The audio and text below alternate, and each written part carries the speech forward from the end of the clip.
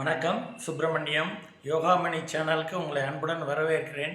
இன்றைக்கி சமையல் குறிப்பில் நம்ம பார்க்க போகிறது மதுரை ஃபேமஸ் தண்ணி சட்னி எப்படி செய்கிறான்னு பார்க்கலாம் வாங்க.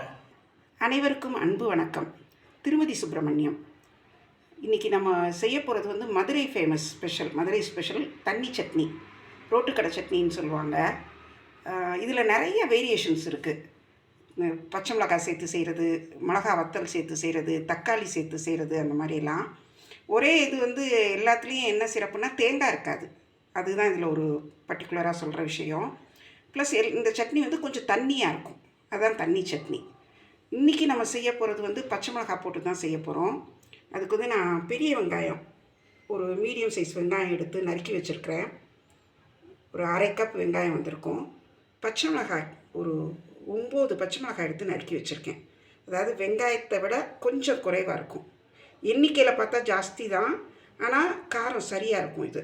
அப்புறம் கொஞ்சம் கருவேப்பிலை, கொத்தமல்லி, துளியூண்டு இஞ்சி, கொஞ்சம் கார்லிக் கிரானுல்ஸ் சேர்ப்பேன். முதல்ல இதெல்லாம் வதக்கிக்குவோம், அப்புறம் அடுத்தது செய்யலாம். அடுப்பில் ஒரு வாணலி வச்சு நல்லெண்ணெய் 3 டீஸ்பூன் ஊற்றிருக்கிறேன். நான் சட்னிக்கெல்லாம் எப்போவுமே நல்லெண்ணெய் தான் சேர்ப்பேன். உங்களுக்கு நல்லெண்ணெய் இல்லை, இது ரீஃபைண்ட் ஆயில் ஓகேனா நீங்கள் அந்த எண்ணெயும் சேர்த்துக்கலாம். இப்போ இந்த எண்ணெய் காஞ்சிருச்சு. இதில் முதல்ல இந்த வெங்காயத்தை போட்டுடலாம். எண்ணெய் காஞ்சதுக்கப்புறம் அடுப்பு லோ ஃப்ளேமில் வச்சுட்டு வெங்காயத்தை ஒரு கிளறிட்டு அடுத்தது பச்சை மிளகாயும் போட்டுடலாம். பச்சை மிளகாயும் சேர்ந்து நல்லா வதங்கணும்.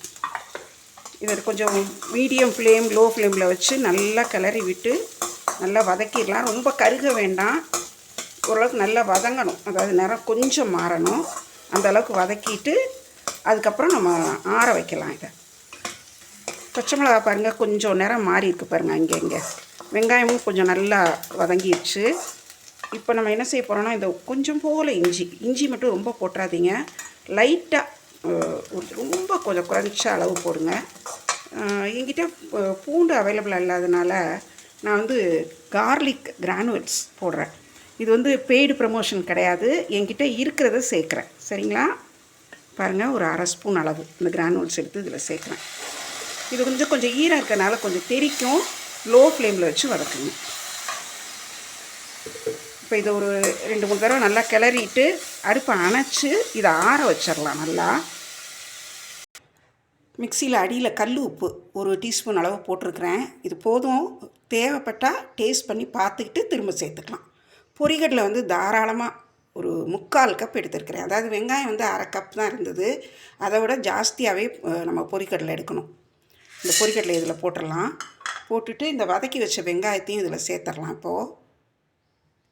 இப்போ பாருங்கள், தண்ணி ஊற்றாமல் ஒரு 2-3 சுற்றிருக்கேன்.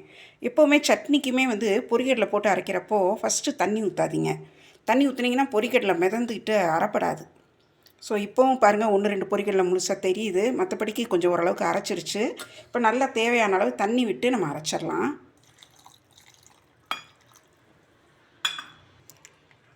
இப்போ பாருங்கள், நல்லா தண்ணி விட்டு அரைச்சிருக்கேன்.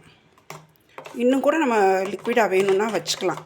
ஏன்னா இதோட பச்சை மிளகாய் நம்ம கொஞ்சம் கூட சேர்க்கணும்ல. கொஞ்சம் பச்சை மிளகாய் காரம் முன்னாடி இருக்கும், கொஞ்சம் தண்ணியாக இருக்கிறப்போ அந்த காரம் கொஞ்சம் மட்டுப்படும்.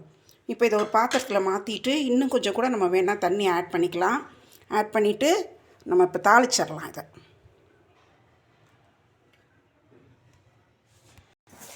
அடுப்பில் அதே வானிலையை திரும்ப வச்சு எண்ணெய் ஊற்றிருக்கேன். நல்லெண்ணெய் தான், நல்லா காஞ்சிருச்சு. கடுகு உளுந்தம்பருப்பு, நம்ம வீட்டில் எப்போவுமே கடுகு உளுந்தம்பருப்பும் கலந்து தான் வச்சுருப்போம்.